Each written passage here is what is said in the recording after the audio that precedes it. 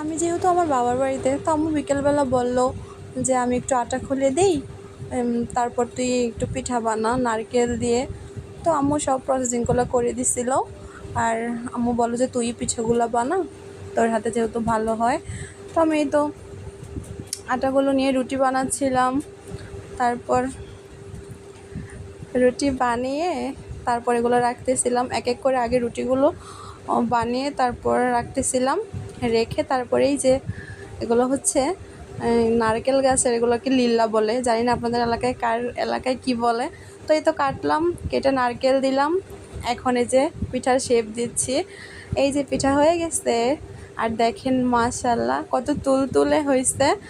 তো এই তো সবগুলো পিঠা বানালাম। তারপর হচ্ছে আম্মু ভাজতেছে। আসসালামু আলাইকুম এভরিওয়ান, কী অবস্থা আপনাদের?